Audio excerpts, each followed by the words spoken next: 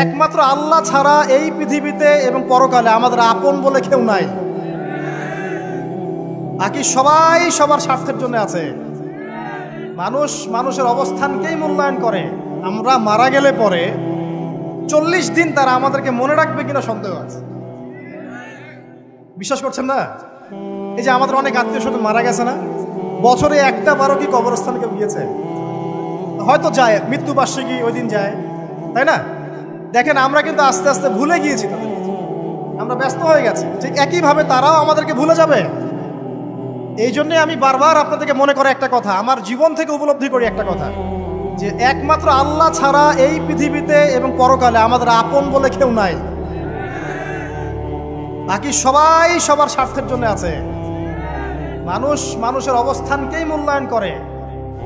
মানুষ মানুষের অবস্থানকেই মূল্যায়ন করে। আল্লাহ রাব্বুল আলামিন আপনার ভিতরটাকে ভালোবাসেন। দেখেন আপনি যখন নামাজ পড়েন নাই, আল্লাহ পাক কিন্তু আপনাকে ধ্বংস করে দেন নাই। আল্লাহ পরম করুণাময় আপনাকে হেদায়েত দিয়ে নামাজি বানিয়ে দিয়েছেন। জীবনে অনেক পাপ করেছেন, ইনস্ট্যান্ট আল্লাহ পাক শাস্তি দিতে পারতেন, আল্লাহ পাক দেন নাই। আল্লাহ আপনাকে ভালোবাসেন, আল্লাহ আমাকে ভালোবাসেন। আল্লাহ পাকের এই ভালোবাসার ঋণটা শোধ করার জন্য হলেও নামাজি হয়ে যান, আল্লাহর পথে ফিরে আসেন, দিনের জন্য কিছু করেন, দিনের ফিকির করেন, পড়াশোনা করেন। প্রিয় ভাইরা, আল্লাহ পাক তৌফিক দান করুন। দেখুন, এই রিবা থেকে দূরে থাকার জন্য একটা হাদিস যথেষ্ট। যে 4 শ্রেণীর মানুষকে আল্লাহ রাসূল সাল্লাল্লাহু আলাইহি ওয়াসাল্লাম লাআনত করেছেন, অভিশাপ দিয়েছেন। ইনশাআল্লাহ আজকের লেকচার যাদের কানে যাবে, আমরা যদি না খেয়েও মরে যাই, আল্লাহ পাক না খেয়ে মারবেন না ইনশাআল্লাহ। রিজিক আছে, খাবো ইনশাআল্লাহ। কিন্তু হয়তো বা অভাব হবে, টাকা পয়সা একটু কম হতে পারে, অন্যের 10 তলা ফ্ল্যাট হবে, আমার হবে না, ঠিক আছে? অন্যের এত বিঘা বিঘা জমি আমার হয়তো হবে না। কিন্তু ইনশাআল্লাহ তাআলা এই যে দুনিয়ার মুসাফিরের জীবনটা, এটা মুসাফিরের জীবন না? মুসাফিরের জীবনটা কেটেই যাবে ইনশাআল্লাহ। কাটবে না? যে কোনোভাবে কেটে তো যাবেই ইনশাআল্লাহ। এই যে পরকালের জীবনটা একটা চেতনার শক্তি, জানেন? দুনিয়াতে যত বাধা বিপত্তি আসুক, গাল মন্দ খান, গীবত তহমত খান, কষ্ট হোক, নির্যাতন হোক, একটা বিষয় মনের মধ্যে শান্তি দেয়। কি শান্তি? যে এই দুনিয়ার জীবনটা তো আর চিরস্থায়ী নয়, এটা তো আর সারা জীবন থাকবে না। ইনশাআল্লাহ এই অবস্থা আস্তে আস্তে পরিবর্তন হয়ে যাবে। ফাইন্না মাআল উসরি ইউসরা, পরকালে ইনশাআল্লাহ পাবো। দুনিয়াতে না পেলে কি হয়েছে, পরকালে পাবো ইনশাআল্লাহ। যুবক ভাই, এসব জেনা ছেড়ে দেন, আল্লাহ রাব্বুল আলামিন আপনার জন্য হুর রেখেছেন জান্নাত, ইনশাআল্লাহ পাবেন ইনশাআল্লাহ। এটা ছেড়ে দেন, সুদ ছেড়ে দেন, আল্লাহ পাক আপনার জন্য হাউজে কাউসার রাখছে ইনশাআল্লাহ, ঠিক আছে? অন্যায় পাপ ছেড়ে দেন, আল্লাহ রাব্বুল আলামিন আপনার জন্য জান্নাত রেডি করে রাখছে ইনশাআল্লাহ। এই দুনিয়ার জীবনটা ধোঁকা, একটা ছোট্ট জীবন, পুরা ধোঁকা, কিচ্ছু নাই এর মধ্যে। আমার কথা শোনেন, এই দুনিয়ার জীবনে কিছুই নাই। চারপাশে অনেক কিছু মনে হবে, আপনার বাড়ি আছে, গাড়ি আছে, স্ট্যাটাস আছে, টাকা পয়সা, প্রতিপত্তি সব আছে। আদতে আপনি একা, আদতে আপনাকে একাই কবরে যাওয়া লাগবে, একাই আল্লাহর সাথে হিসেব নিকাশ দিতে হবে। কেউ নাই সাথে, আমাদের সাথে কেউ নাই। কিন্তু আপনি মনে করছেন যে সেলিব্রিটিজম, বড় আমি পলিটিক্যাল নেতা হয়েছি, আমাকে সবাই চেনে, আমি ইকোনমিক সেক্টরে লিড দেই, রাষ্ট্রকে লিড দেই, আমি ধর্মতাত্ত্বিক ক্ষেত্রে লিড দেই, আমাকে দেখলে মানুষ বাহবা দেয়, ইত্যাদি ইত্যাদি। দিন শেষে আমি একা, আপনিও একাই, আমাকেও একাই যেতে হবে, আপনাকেও একাই যেতে হবে। এগুলো সব চারপাশের খালি অন্ধ মোহ, আর কিছু না। এই মোহের মধ্যে ঢুকে পড়বেন না, আল্লাহ পাক তৌফিক ইনায়াত করুন। নবী সাল্লাল্লাহু আলাইহি ওয়াসাল্লাম বারবার বলতেন, আল্লাহুম্মা ইন্নী আউযু বিকা মিন ফিতনাতিদ দুনিয়া, বলতেন না? হে আল্লাহ, আমি এই দুনিয়ার ফিতনা থেকে তোমার কাছে আশ্রয় প্রার্থনা করছি। ওয়া ইন্নী আউযু বিকা মিন ফিতনাতিন নিসা, আমি মহিলাদের ফিতনা থেকেও আশ্রয় প্রার্থনা করছি। আরো দোয়া করতেন, আল্লাহুম্মা ইন্নী আউযু বিকা মিন আযাবিল কবর, হে আল্লাহ, আমি কবরের আযাব থেকে আশ্রয় প্রার্থনা করছি। ওয়া আযাবি জাহান্নাম, জাহান্নামের আযাব থেকে আশ্রয় প্রার্থনা করছি। ওয়া মিন ফিতনাতিল মাহইয়া ওয়াল মামাত, জীবন মৃত্যুর ফিতনা থেকে আশ্রয় প্রার্থনা করছি। ওয়া মিন শাররি ফিতনাতিল মাসিহিদ দাজ্জাল, এবং দাজ্জালের ফিতনা থেকে আশ্রয় প্রার্থনা করছি। দাজ্জালে পরে আসবো ইনশাআল্লাহ। দাজ্জাল নিয়ে আলোচনা করলে আবার কিছু মানুষ খারাজি ট্যাগ লাগাই দিতে পারে, ওই জন্য এদিকে আমি এখন যাচ্ছি। হ্যাঁ, সামনে আসি। তো রিবার বিষয়টা বলছিলাম। আইয়ামে জাহিলিয়াতের যে সেই রিবা এখনকার বিশ্বে আছে কি নাই বলেন? ওই সময় না হয় মক্কায় ছিল, এখন কি সারা বিশ্বব্যাপী নাই? বিশ্বের কোনো কান্ট্রি রিবা মুক্ত না, বিশ্বের কোনো দেশ রিবা থেকে মুক্ত থাকতে পারবে না, এই বিশ্ব পরিচালনা যারা করছে ওদের আন্ডারে থাকলে। কখন হবে বিশ্ব রিবা মুক্ত? একদিন বিশ্ব রিবা মুক্ত হবে ইনশাআল্লাহ। একদিন না একদিন এই বিশ্বটা সুদ মুক্ত হবে ইনশাআল্লাহু তাআলা। তখন জালেম পার পাবে না, মাজলুমের রক্ত শ্রম বৃথা যাবে না ইনশাআল্লাহ। কবে কত বছর পর আমি জানি না, কিন্তু এতটুকু জানি যে মালহামার পরে যখন আল মাহদি আসবেন এবং তারপর যখন মাসিহুদ দাজ্জাল বের হবে এবং ঈসা ইবনে মারইয়ামকে আল্লাহ পাক নামিয়ে দিবেন, তার হাতে যখন দাজ্জাল নিহত হবে এবং জেরুজালেম থেকে যখন পুরো বিশ্ব শাসন করা হবে মুসলিমদের হাতে, তখন রিবা বলে কিচ্ছু থাকবে না পৃথিবীতে। তার আগ পর্যন্ত এই অবস্থা সলভ হবে কিনা আমরা জানি না, হতেও পারে নাও হবে, ওই সময় যে হবে নিশ্চিত ইনশাআল্লাহ। আসুন, আইয়ামে জাহিলিয়াতের আরেকটা বড় পাপ ছিল যে এক ভাই বলেছেন, সেটা হচ্ছে নারীর অবমাননা। কে বলেছে এই কথাটা? সামনে একজন। হ্যাঁ, আইয়ামে জাহিলিয়াতের অন্যতম একটা সেরা পাপ ছিল কি? নারীর অবমাননা। এটা নিয়ে কি বলতে হবে? এখন ধর্মের মধ্যেও আমরা নারীদেরকে অবমাননা করছি। বহু নামাজি ব্যক্তি আছে আমাদের মধ্যে, দেখবেন বোনের সম্পত্তি দেয় নাই, মেয়েকে শিক্ষিত করতে চাচ্ছেন না। কেন চাচ্ছেন না? ওর কি অধিকার নাই শিক্ষার? আপনি কি জানেন যে আয়েশা রাদিয়াল্লাহু আনহার কাছে বহু সাহাবী হাদিসের তালিম নিয়েছেন, বহু হাদিস শিখিয়েছেন কে? মা আয়েশা রাদিয়াল্লাহু আনহা। তিনি যদি শিক্ষিত না হতেন শেখাতে পারতেন? তো মেয়েদের শিক্ষার দরকার আছে না? হ্যাঁ, কি বিষয় দরকার? তাদের উপযুক্ত পরিবেশ নিশ্চিত করতে হবে, নিরাপত্তা, পর্দা এগুলো নিশ্চিত করতে হবে। তারপরে মেয়েদেরকে আপনি অবশ্যই শিক্ষিত করুন। ঘরের কোণায় বসে রাখতে কে বলেছে? আপনি নিরাপদ পরিবেশ দেন, পর্দা দেন, তারা মাদ্রাসা যাবে, পড়াশোনা করবে। ঠিক আছে? আল্লাহ পাক আমাদের মা বোনদেরকে শিক্ষিত করার তৌফিক দান করুন, আমিন। ভালো ভালো কোয়ালিটি সম্পন্ন মহিলা মাদ্রাসা গড়ে তোলেন। আর মেয়েরা যদি শিক্ষিত না হয় তাহলে আমাদের বাড়ির বউরা শিক্ষিত হবে। আর বউ শিক্ষিত না হলে আপনি একা শিক্ষিত হয়ে লাভ নাই। তখন ওই যে বললাম টর্চার সেল, ওই টর্চার সেলে ঢুকতে হবে আর কি। কথা বুঝতে পারছেন না? আগে বিয়ে শাদী করেন, বুঝবেন ইনশাআল্লাহ। যারা করেছেন তারা অলরেডি হাসছে যে মিটমিট করে দেন। ঠিক আছে? আচ্ছা, সামনে আসেন। দেখেন মেয়েদের অবমাননা কিভাবে দেখাবো। সবচেয়ে বড় অবমাননা হচ্ছে ওদের দেহটাকে আমরা এখন পণ্য বানিয়েছি। এই যে পর্নোগ্রাফি দেখেন, এই মেয়েগুলোর ইজ্জতের কোনো দাম নাই। মানে তাদের দেহটাকে একটা ব্যবসার সামগ্রী বানানো হয়েছে। এবং আমি একটা লেকচার দিয়েছিলাম ঢাকায়, নীল দর্পণ, দেখবেন অনলাইনে আছে।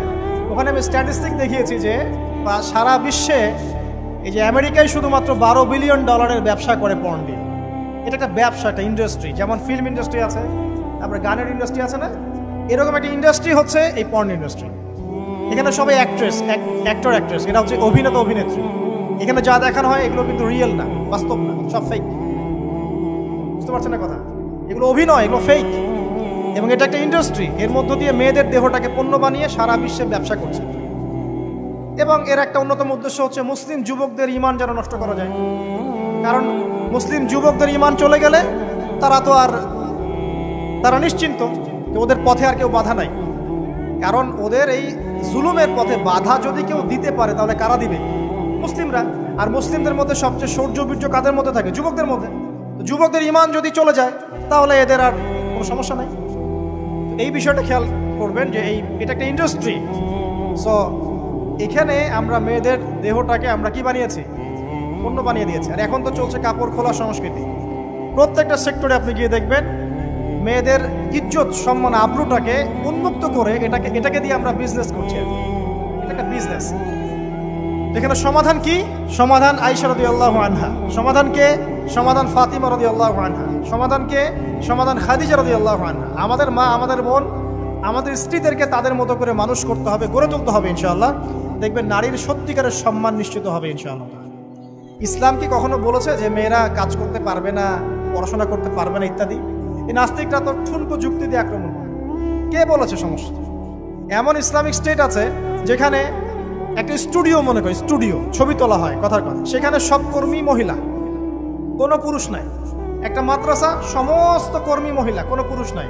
একটা স্কুল, সবাই মহিলা, কোনো পুরুষ নাই। ওখানে মেয়েরাই পড়ে, মেয়েরাই শেখায়। জায়েজ না? না জায়েজ? বলেন। একটা নিরাপদ পরিবেশে যদি মেয়েরাই মেয়েদের দায়িত্ব নিয়ে পড়াশোনা করায়, ব্যবসা করে, অন্য কিছু করে, জায়েজ না? না জায়েজ? তাহলে পরিবেশ নিশ্চিত করাটা হচ্ছে চ্যালেঞ্জ।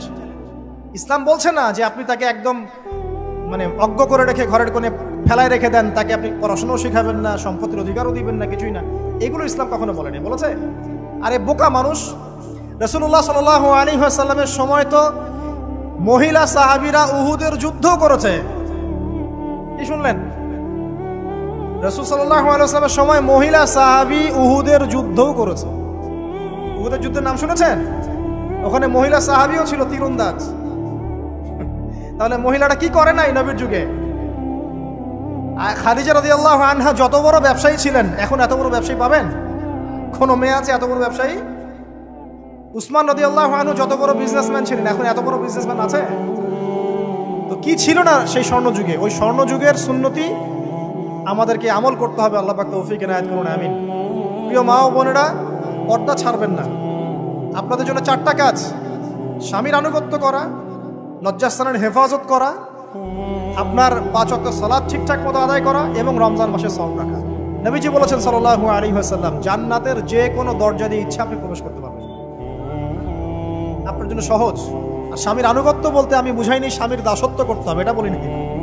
এখনকার কিছু ফ্যামিলিস্ট মেয়ে আছে, ওরা আনুগত্য শব্দ মনে হয় যে দাসত্ব বলে। আনুগত্য দাসত্ব এক জিনিস না। আনুগত্য কি? স্বামী কোরআন সুন্নাহর অনুকূলে কোনো কথা বলেছে, আপনি মানবেন। স্বামী বলছে পর্দা করো, তোমাকে ভালোবেসে বলছি তুমি পর্দা করো, তুমি আমার অনেক প্রিয় একজন মানুষ, তুমি বেপর্দায় বাইরে যাবা, লোকজন দেখবে, কেমন হয়? ঠিক আছে, তোমাকে তো আমি বিয়ে করেছি, তুমি আমার মানুষ, তোমাকে দেখবে কেন? ঠিক আছে, তো এখন স্বামী ভালো কথা বলেছে, আপনি শুনলেন, এটা আনুগত্য। আর ওই স্বামী যদি বলে আসো তো আমার কলিগরা এসেছে, ওকে খাবার সার্ভ করতে হবে, আসো খাবারটা পরিবেশন করো, এখন আপনি বেপর্দা হয়ে আপনার স্বামীর কলিগের সামনে খাবার পরিবেশন করতে শুরু করবেন, এটা কি আনুগত্য করতে হবে? এটা তখন আপনি আনুগত্য করবেন না। সিম্পল, কোরআন সুন্নাহর অনুগত কাজে আপনি স্বামীর আনুগত্য করবেন, বিপরীতে গেলে আপনি করবেন না। স্বামীর আনুগত্য মানে স্বামীর দাসত্ব নয়। আর এই হাদিসটা আপনি কেন ভুলে যান যে আল্লাহ রাসূল সাল্লাল্লাহু আলাইহি ওয়াসাল্লাম বলেছেন, আল্লাহ ছাড়া যদি কাউকে সেজদা করা যেত, সম্মান বুঝাচ্ছেন, আল্লাহ ছাড়া যদি কাউকে সেজদা করা জায়েজ হতো, আমি মেয়েদেরকে বলতাম যেন স্বামীকে সেজদা করে। কেন? কারণ আপনাকে রেসপন্সিবিলিটি, আপনার খাবার, আপনার ফুড, আপনার শেল্টার, আপনার মানে পুরো দায় দায়িত্ব নিজের হাড় ভাঙা পরিশ্রম দিয়ে, জীবনের ঝুঁকি নিয়ে স্বামী আপনার জন্য করে। সে আপনার সম্মান পাওয়ার যোগ্য তো? সে কি আপনার সম্মান পাওয়ার যোগ্য নয়? আপনি যদি সম্মানের হক আদায় না করতে পারেন তাহলে আপনি অকৃতজ্ঞ। আর অকৃতজ্ঞ মেয়ে কখনো জান্নাতে যাবে? একটা হাদিসে আছে, বেশিরভাগ মেয়ে জাহান্নামের যাওয়ার অন্যতম কারণ হচ্ছে তারা স্বামীর সাথে কুফরি করে। কি করে? মানে সারা জীবন স্বামী ভালোবেসে যায়, ভরণ পোষণ দিয়ে যায়, সব চাহিদা পূরণ করে যায়, একদিন দেখবেন কথা কাটাকাটি হয়েছে, ওই দিন বলে বসবে যে তোমার কাছে আমি কিচ্ছু পাই না। এই যে কুফরি, এই কারণে তারা জাহান্নামে যেতে পারে বেশি। আল্লাহ হেফাজত করুন। আরেকটা কারণ হচ্ছে যে বেপর্দা। আপনাকে 4টা মূলনীতি ফলো করতে হবে। 1, এমন কোনো পোশাক পরবেন না যে পোশাকটা আটো সাটো, যেটা পরলে আপনার গায়ের কাঠামো বোঝা যায়। এটা বোরখা হলেও পরা যাবে না। আমি কি বুঝাতে পারছি? ডিজিটাল বোরখা দেখেন নাই? দেখছেন? মাশাআল্লাহ। আর কারা কারা দেখছেন? এদিকে চোখ বেশি যায় না? আচ্ছা, এমনি দেখা যায়, চোখ দিতে হয় না, এমনি দেখা যায়। ডিজিটাল বোরখা চলবে না, ডিজিটাল বোরখা চলবে না। আমার মত, এটা আমি মত দিচ্ছি, আমি আল্লাহর রাস্তায় সময় দিয়েছি অনেকদিন, এবং এখানে যে পর্দাটা শেখানো হয় এরকম পর্দা আমি অন্য কোথাও দেখিনি। এত চমৎকার পর্দা শেখানো হয়। কারা কারা সময় লাগিয়েছেন? 3 দিন 7 দিন সময় দিয়েছেন কারা কারা? বেশিরভাগই দেন নাই, সমস্যা নাই, দিতে হবে। আমি বাধ্যতামূলক বলিনি আপনাকে, বলেছি এখানে পর্দা শেখানো হয়, চমৎকার পর্দা শেখানো হয়, যে এখানে চোখটা পর্যন্ত তাদের ঢেকে রাখার তালিম দেওয়া হয়। যাই হোক, যেখানেই শেখেন, অ্যাটলিস্ট পর্দাটা শিখলেই হলো। এমন পোশাক হবে না যেই পোশাকটা আটো সাটো, যেটা পরে আপনার গায়ের কাঠামো বোঝা যায়। 2 নম্বরে এমন পোশাক পরা যাবে না যেই পোশাকটা পরলে বাহির থেকে ভিতরের অঙ্গ দেখা যায়। দেখেছেন? দেখেন নাই? দেখছেন হুজুর? আচ্ছা, আপনারা তো সব দেখেন দেখি। তারপরে 3 নাম্বার, এমন পোশাক পরা যাবে না যেটা অমুসলিমদের সাথে সাদৃশ্য আছে। কথা বুঝতে পারছেন? অমুসলিমদের ধর্মীয় বিষয়ের সাথে সাদৃশ্য আছে এমন পোশাক মুসলিম মেয়েদের পরা যাবে না। এর মানে এই নয় যে অন্য ধর্মকে আপনি আক্রমণ করবেন, এটাও নয়। যে যার ধর্ম তাদের স্বাধীনতা মতো পালন করবে। মুসলিমরা বাধা দিবে? দিবে না। মুসলিমরা দাওয়াত দিতে পারে। কি করতে পারে? দাওয়াত দিতে পারে যে ভাই, যে লা ইলাহা ইল্লাল্লাহর কনসেপ্ট আপনাকে বুঝাচ্ছি, আল্লাহ ছাড়া কোনো মাবুদ নাই, মুহাম্মদ সাল্লাল্লাহু আলাইহি ওয়াসাল্লাম সর্বশেষ রাসূল, এই কোরআন পড়ুন, হাদিস পড়ুন, দেখুন এটাই হচ্ছে মানবতার মুক্তির সনদ। এরপর যদি সে ইসলাম কবুল করে আলহামদুলিল্লাহ, যদি না করে এর হিসাব কে দিবে? সে নিজে দিবে। এর হিসাব কি আমাকে দেওয়া লাগবে? দেওয়া লাগবে না। তো অমুসলিমদের সাথে সাদৃশ্য আছে এমন পোশাক চলবে না। আর 4 হচ্ছে পুরুষরা মেয়েদের পোশাক পরতে পারবে না, মেয়েরা পুরুষদের পোশাক পরতে পারবে না। জি, আপনাদেরকেই বলছি, আপনারা জিন্স পরতে পারবেন না, মেয়েদেরকে বলছি, এবং টি শার্ট পরতে পারবেন না। আপনারা ওই যে যা ইচ্ছা তাই ড্রেস পরে বলবেন যে 1000 বছরের সভ্যতা সংস্কৃতি, এসব বাজে কথা চলবে না এখানে। এটা 1000 বছরে কোনোদিনও আমাদের দাদা নানিরা এগুলা কখনো পরে নাই। পড়ছে? আপনার দাদি কখনো ওইরকম পরছিল শাড়ি? তো যে বললো 1000 বছর থেকে পরে আসতেছে নাকি? সুবহানাল্লাহ। তো এখানে বিষয়টা হচ্ছে পুরুষ মেয়ের পোশাক পরতে পারবে না, মেয়ে পুরুষের পোশাক পরতে পারবে না। আমি খুব সংক্ষিপ্ত করে আপনাকে কোরআন সুন্নাহ থেকে 4টা মূলনীতি বলে দিলাম। এই 4টা মূলনীতি কোরআনেও আছে, হাদিসেও আছে। আসেন, এই যে নারীর অবমাননা, এই বিষয়টা আইয়ামে জাহিলিয়াতে যেমন ছিল, এখন দেখবেন আরো বড় পরিসরে এসেছে। আসে নাই? এই যে ফ্যাশন শো, দেহের প্রদর্শনী, বিভিন্ন ফিল্মস দেখবেন, ফিল্ম ইন্ডাস্ট্রিজে দেখবেন, মিউজিকে দেখবেন, পর্নে দেখবেন, মেয়েদের দেহটাকে নিয়ে ব্যবসা করা হচ্ছে। আগে তো না হয় কন্যা সন্তান হলে জীবন্ত পুঁতে ফেলতো নাকি? এখন যদি গর্ভের বাচ্চা মেয়ে জানে, অনেকে আগেই মেরে ফেলে। বুঝেন নাই মনে হয়? অনেকে যদি জানে যে গর্ভে মেয়ে সন্তান আছে, আগেই মেরে ফেলে। এমন অনেক দেশ আছে, আমি নাম বলছি না দেশের সঙ্গত কারণে, যে সেই দেশে এরকম মেয়ে সন্তানকে এই যে খালাস করে ফেলার, নষ্ট করে ফেলার, ভ্রূণ নষ্ট করার আলাদা ক্লিনিক আছে, আলাদা হসপিটাল আছে। বলে নাউজুবিল্লাহ। তো আসলে ওই 1450 বছর আগের মানুষটা বেশি বর্বর ছিল না, আমরা বেশি বর্বর? এই অধিকারের কথা বলে বলে আমরা মেয়েদের দেহটাকে নিয়ে এখন মস্করা করছি, তামাশা করছি। সবচেয়ে সেরা অধিকার কোথায় পাবে? কোরআনে পাবে, হাদিসে পাবে, ইসলামে পাবে। তার পর্দা নিশ্চিত হবে, দেহ সেফ থাকবে, তার ইজ্জত নিশ্চিত হবে, ইজ্জত সেফ থাকবে, তার সম্মান সেফ থাকবে, তাকে রাজরানীর মতো স্বামী বাসায় রাখবে, কারণ সে হচ্ছে তার কাছে সবচেয়ে মূল্যবান প্রিয় বস্তু। শুধু তাই নয়, সম্পত্তির অধিকার তাকে দিতে হবে। একজন মেয়ে তার ভাইয়ের সম্পত্তি পাবে, তার বাবার সম্পত্তি পাবে, তার স্বামীর সম্পত্তি পাবে, সব দিক থেকে সে সম্পত্তি পাবে। আর একজন ছেলে কিন্তু সব দিক থেকে সম্পত্তি পাবে না।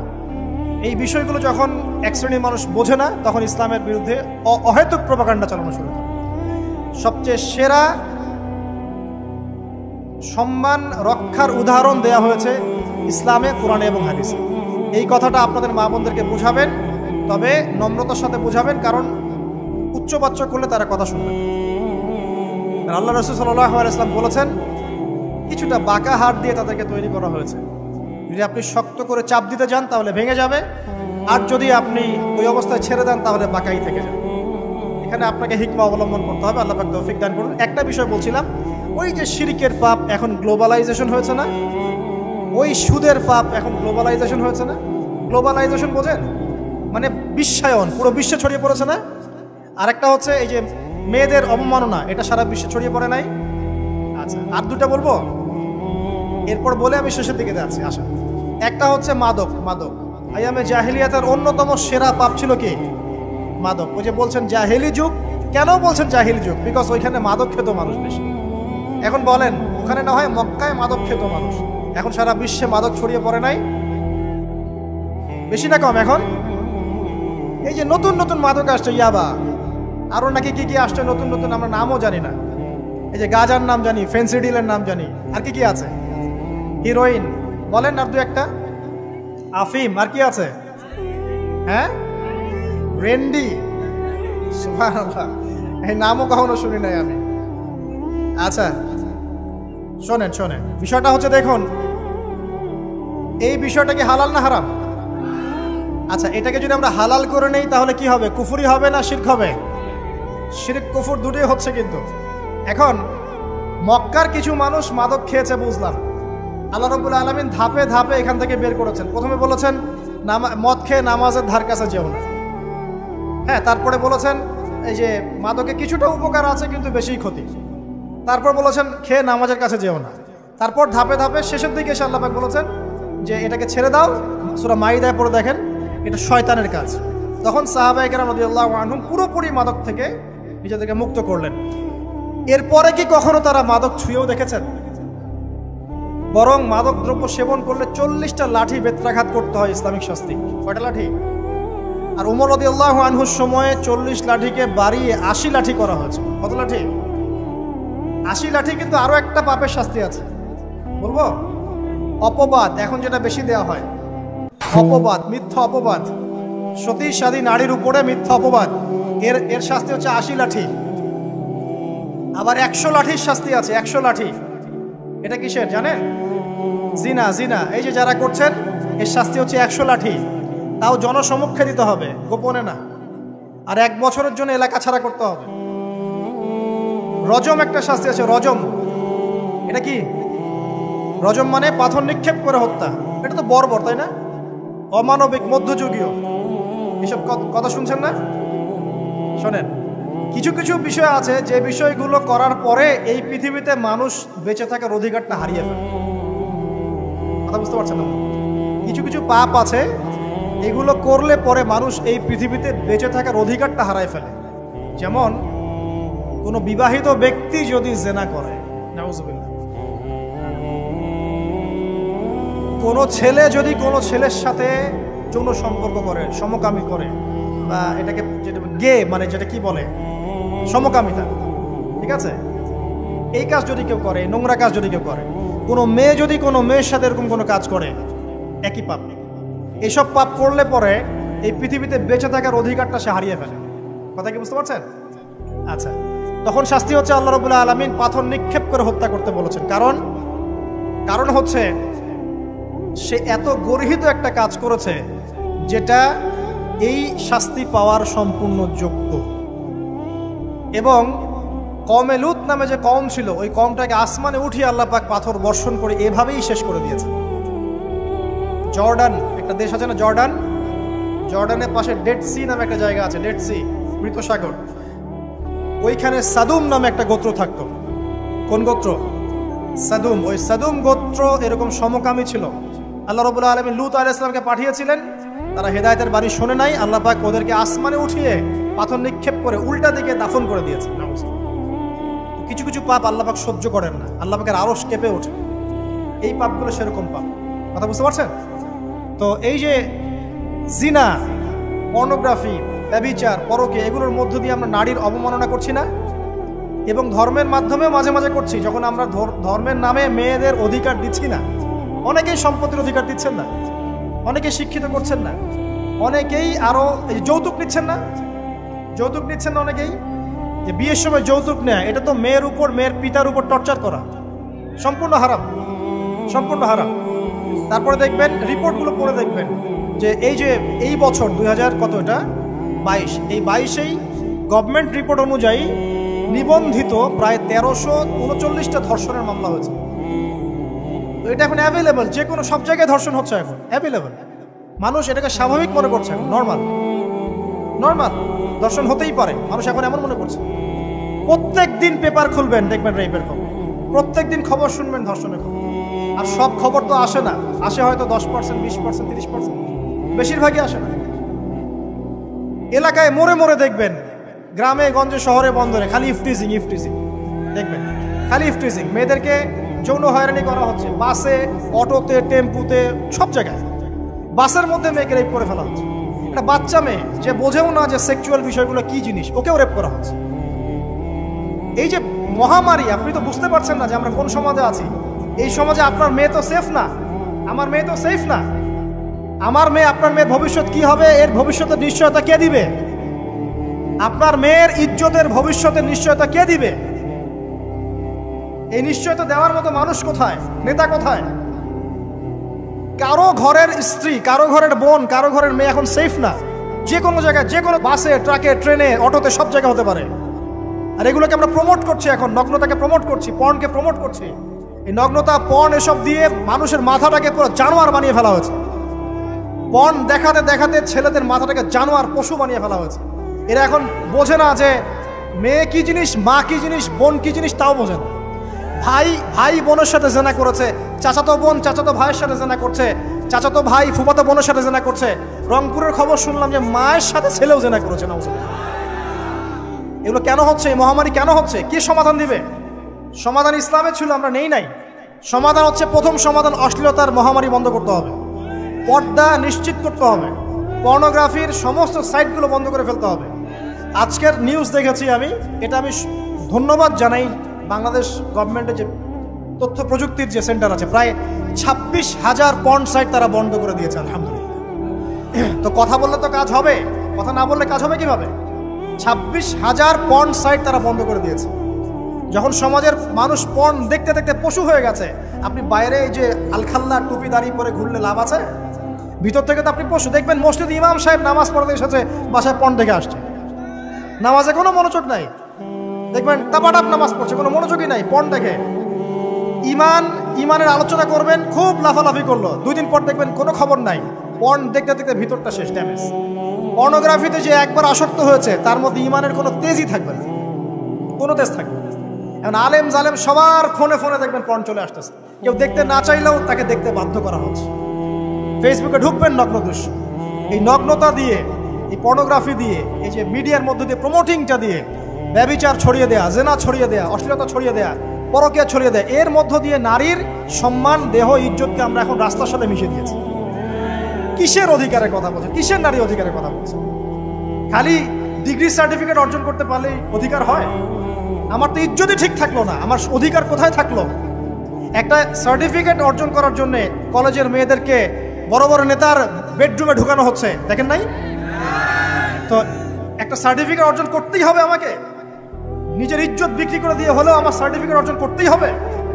লাথি মারি এসব পড়াশোনার পিছনে, দরকার নেই আমার পড়াশোনা। পড়ছে বাসায়, এলাকায় এলাকায় মহিলা মাদ্রাসা করেন, মাদ্রাসায় মেয়েদেরকে পড়ান। আমি খুব দুঃখের সাথে বলছি, অনেক মাদ্রাসাতেও এরকম ঘটনা কিন্তু ঘটেছে না? এখানে একটা কথা আমরা পরিষ্কার করতে চাই, সেটা হলো যে পাপী, রেপি, ধর্ষণী, সে আলেম করুক আর জালেম করুক, ইমাম করুক আর জালেম করুক, ফাসেক করুক, সবাইকে সমান শাস্তি নিশ্চিত করতে হবে। আর শাস্তি হবে দৃষ্টান্তমূলক, যেন আরো 10 জন দেখে শিক্ষা নেয়। ওই যে ইসলামে আছে না হাত কেটে ফেলা, কি কারণে বলেন তো? কারণ সবাই যখন দেখবে এই যে খুঁটির সাথে বেঁধে একটা চোরের হাত কেটে ফেলা হয়েছে, এলাকার সব মানুষ দেখেছে, চুরি বাড়বে না কমবে? নিশ্চিত চুরি কমে যাবে ইনশাআল্লাহ। এই যে নারীর অবমাননার ওই যুগের চেয়ে এই যুগে বেশি না কম? আপনি ভালো করে আল্লাহর নূর দিয়ে দেখেন। আমি প্রথমে বলেছি, শুধু বাইরের চোখ দিয়ে দেখলে সব বুঝতে পারবেন না। আল্লাহ পাকে নূর দিয়ে দেখেন, কোরআন সুন্নাহর গভীর জ্ঞান দিয়ে দেখেন, দেখবেন ওই জাহিলিয়াতের চেয়ে 1000 গুণ বেশি জাহিলিয়াত এখনকার বিশ্বে চলছে। আল্লাহ পাক আমাদের মা বোনদের ইজ্জত হেফাজত করুন, তাদের সম্মান হেফাজত করুন। আমরা দোয়া করি আল্লাহ পাক তাদেরকে উচ্চশিক্ষায় শিক্ষিত করুন, নিরাপত্তা নিশ্চিত করুন। কেউ যদি ওদের দিকে খারাপ চোখ তুলে তাকায়, আল্লাহ পাক সেই চোখকে যেন ধ্বংস করে দেন। আল্লাহ পাক তাদের ইজ্জতের প্রতি যদি কেউ খারাপভাবে হাত বাড়ায়, তাদের শাস্তি যেন নিশ্চিত করার তৌফিক আল্লাহ পাক আমাদেরকে দান করেন। আল্লাহ পাক আমাদের মা বোনদেরকে মহামূল্যবান মনে করে আমাদেরকে হেফাজত করার তৌফিক দান করুন, আমিন। আর তাদেরকে যারা নগ্ন করতে চায়, আল্লাহ পাক এদেরকে ধ্বংস করে ছেড়ে দিন, আমিন। আল্লাহ পাক বলেছেন, যারা চায় মুমিন মুসলিমদের সমাজে অশ্লীলতা ছড়িয়ে পড়ুক, দুনিয়া এবং আখিরাত উভয় জাহানে আল্লাহ পাক এদেরকে ধ্বংস করুন। আরেকটা বলে শেষ করি, সেটা হলো, কয়টা বলেছি ভাই জাহিলিয়াত? ইমাম মুহাম্মদ বিন আব্দুল ওয়াহাব রাহিমাহুল্লাহ, তার একটা বইয়ের মধ্যে 1000টা জাহিলিয়াত আছে। আমি 5টা বাছাই করেছি। কয়টা? 5টা। কয়টা বলেছি? 4টা। এক হচ্ছে কি বলেছিলাম? শিরক, আছে না নাই? রিবা এখন আছে না নাই? 3 নাম্বার কি ছিল? মাদক। আর 4 নাম্বার নারীর অবমাননা। মাদক তো বুঝলেন, এটা তো আমার চেয়ে আপনারা ভালো বুঝেন, মাদক সব জায়গায় আছে। একটা কথা বলি, দেখুন মাদক নিয়ে একটা কথা বলি, শুনুন। আপনাদের কি কখনো গায়ে কখনো ফোড়া হয়েছে? কার কার গায়ে ফোড়া হয়েছে বলেন? আচ্ছা, কেমন ব্যথা? ফোড়া ফেটে গেলে কি বের হয়? রক্ত আর পুঁজ বের হয়, তাই তো? তো নবী সাল্লাল্লাহু আলাইহি ওয়াসাল্লামকে সাহাবীরা পরে জিজ্ঞাসা করলেন, ইয়া রাসূলুল্লাহ, কোন পাপের কারণে তাদেরকে এই শাস্তি দেওয়া হচ্ছে? নবী করিম সাল্লাল্লাহু আলাইহি ওয়াসাল্লাম বললেন, তাদেরকে এই শাস্তি দেওয়া হচ্ছে একটা পাপের কারণে, সেটা হলো মাদক দ্রব্য সেবন করা। আর ওই পানীয়টার নামও নবীজি বলে গেলেন, তার নাম হচ্ছে তিনাতুল খাবাল। কি নাম? তিনাতুল খাবাল। এই তিনাতুল খাবাল মানে জাহান্নামীদের রক্ত এবং পুঁজ। এটা খেতে দেয়া হচ্ছে মাদকদ্রব্য সেবনকারীদের জন্য। আল্লাহ রাসূল সাল্লাল্লাহু আলাইহি ওয়াসাল্লাম বলেছেন, কোনো ব্যক্তি যদি মাদক সেবন করে তার 40 দিনের নামাজ কবুল হবে না। সে যদি আবার তওবা করে ফিরে আসে, আল্লাহ পাক মাফ করে দিবেন ইনশাআল্লাহ। যদি আবারও মাদক খায়, আবার 40 দিনের নামাজ কবুল হবে না। তারপর যদি আবার তওবা করে, আবার আল্লাহ মাফ করে দিবেন ইনশাআল্লাহ। তারপর যদি আবার মাদক খায়, আবার 40 দিনের নামাজ কবুল হবে না। তারপর যদি আবার তওবা করে, আবার আল্লাহ মাফ করে দিবেন। তারপরে যদি আবার মাদক খায়, তখন আল্লাহ রাব্বুল আলামিন তাকে তিনাতুল খাবাল পান করান। প্রিয় ভাইরা, আপনারা মুসলিম না? আমরা মুসলিম না? মুসলিম যুবকদের সবচেয়ে সেরা অস্ত্র হচ্ছে ঈমান এবং নৈতিকতা। অন্যরা জাহিলিয়াতের স্রোতে ভেসে যাক, মুসলিম তরুণরা কখনো জাহিলিয়াতে যাবে না ইনশাআল্লাহ। আমার সাথে ওয়াদা করেন যে কোনো প্রকার মাদক দ্রব্যের সাথে সংশ্লিষ্ট থাকবেন না। একটা সিগারেটেও কখনো টান দিবেন না। কারণ সিগারেটটা কি? সিগারেট আপনাকে আস্তে আস্তে অন্য মাদকের দিকে নিয়ে যাবে। সিগারেট খাওয়া শিখেছিস, এখন গাঁজাও খা। গাঁজা খাওয়া শিখলে এখন ওটা খা, এই করতে থাকে। এক পর্যায়ে আপনি এখান থেকে আর বের হতে পারবেন। এখানে আপনার দেহের ক্ষতি, আপনার মস্তিষ্কের ক্ষতি, আপনার পরিবারের ক্ষতি। এমন আপনি যদি পরবর্তীতে গিয়ে পরিবার গঠন করতে চান, আপনি সুখী পরিবারও গঠন করতে পারবেন না, কারণ ভিতর থেকে আপনি নিজেকে শেষ করে ফেলছেন।